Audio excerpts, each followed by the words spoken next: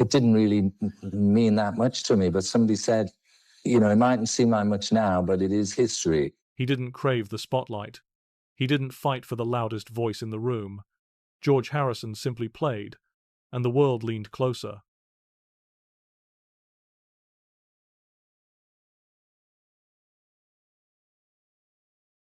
While John and Paul sparred for brilliance at the front, George carved out something quieter, sharper, deeper. His guitar wasn't just rhythm or ornament, it was a compass, pointing somewhere beyond fame, beyond the frenzy, towards something eternal. For George, music wasn't a performance, it was prayer. He carried a stillness into the storm of Beatlemania, a sense that while others chased glory, he was searching for truth.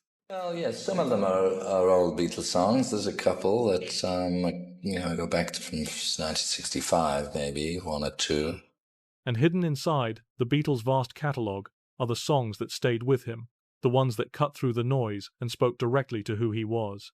These are George Harrison's 6 favorite Beatles songs. Number 1, Norwegian Wood, This Bird Has Flown. For George, the beginning wasn't the screaming fans or the stadium lights. It was Rubber Soul. Years later, he called it my favorite Beatles album. Not because it was their most famous, but because it was the first time their music felt like discovery. Even at that time, I think it was the best one we made, he said, remembering how everything seemed to blossom at once, new sounds, new influences, new doors opening, and no track carried that shift more than Norwegian Wood. Lennon may have written the words, but it was George's sitar that gave the song its soul. It wasn't an ornament. It was a voice foreign to Western pop, yet instantly at home. That moment was more than an experiment. It was the spark of a lifelong devotion, the sound of George finding not just a new instrument, but a new path. I felt where it was coming from, he explained, and you can still feel it in the recording. Each plucked string is less about notes than about atmosphere, less about pop than prayer. For George, it wasn't just playing, he was opening a doorway, bridging east and west, bending rock music into something it had never been before. Looking back, it's easy to see why Rubber Soul mattered so much to him. It wasn't just a collection of songs. It was the first time George's own artistic voice began to push through the Lennon-McCartney shadow, and Norwegian Wood was the first glimpse of where he was headed. Number 2, Strawberry Fields Forever. If Rubber Soul was a doorway, Strawberry Fields Forever was a mirror. John Lennon's most psychedelic vision didn't just change how people heard the Beatles, it changed how George saw what the band could be.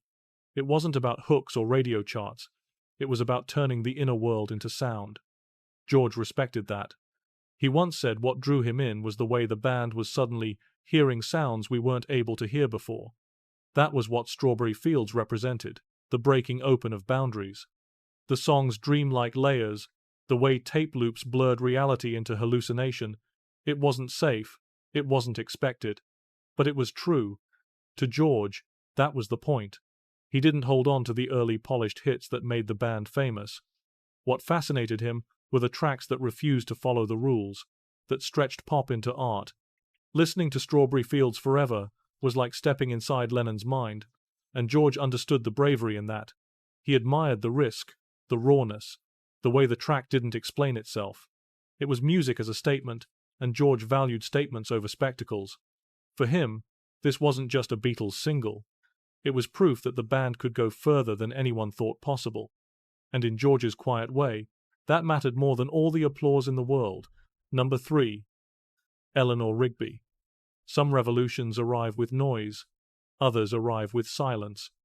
For George, Eleanor Rigby was one of those moments. It was Paul's song, but George admired it for what it represented. The courage to strip everything down. No guitars, no drums, no familiar rock foundation, just a stark string quartet, and words that sounded more like a confession than a pop lyric. He once said what impressed him was the boldness. At a time when the world expected the Beatles to deliver hits that sounded like the ones before, here was a track that broke every expectation. It was different, George reflected, and in that difference he saw strength. What made Eleanor Rigby resonate wasn't just its arrangement, but its honesty, loneliness, death, forgotten lives. These were not the subjects of pop music, but for George, who would spend much of his own career searching for truth beyond surface glamour, The song struck a chord. It was a reminder that the Beatles were never just entertainers. They were explorers, willing to push into uncomfortable places, and Eleanor Rigby was proof that they could turn stark reality into something hauntingly beautiful. George didn't admire the Beatles for repeating themselves. He admired them for changing, and Eleanor Rigby was change embodied, a moment when the band grew up, and George was right there with it. Number 4. This boy. George rarely looked back. He was the Beatle most determined to move beyond the past, to see it not as glory but as something finished. And yet, every so often, a song would pull him back. One of those songs was This Boy, a B-side from 1963. On paper, it was simple, just harmonies, just another early ballad in a sea of Beatlemania. But George never dismissed it. Years later, watching an old clip of the band performing it, he couldn't help himself. A smile broke across his face. He joined in on the harmonies, and then, almost shyly, he turned to the camera and said, "It's a good song, though. A good song." For a man who often resisted nostalgia, that moment says everything. This Boy wasn't groundbreaking, wasn't experimental, but it captured something George valued even more. Unity. 3 voices carrying one melody, equal and balanced, before egos and expectations began to fracture the band. He didn't call it profound. He didn't dress it up in philosophy. He just called it good. And maybe that's why it mattered, because it was proof that, even buried in the noise of their rise, there were still moments of pure joy, moments George could remember without bitterness. In a career often overshadowed, This Boy reminded him, and us, of the harmony that started it all. Number 5. Because. By the end of the Beatles, the chaos was louder than the music, but Abbey Road cut through all of it. And for George, one song on that record stood apart from the rest. Because. It wasn't a hit. It wasn't made for radio. But George called it one of the most beautiful things we've ever done. And listening back, it's easy to understand why. 3 voices, John, Paul, and George, layered 9 times over, rising and falling in perfect harmony. No theatrics, no noise, just stillness. For George, who had long been searching for transcendence in music, because felt like proof that they had touched something higher. The track wasn't about virtuosity, it was about surrender, about letting go of ego and blending into a sound that was bigger than any one of them. That quality always mattered to George. He didn't want to dominate. He wanted to dissolve into the music.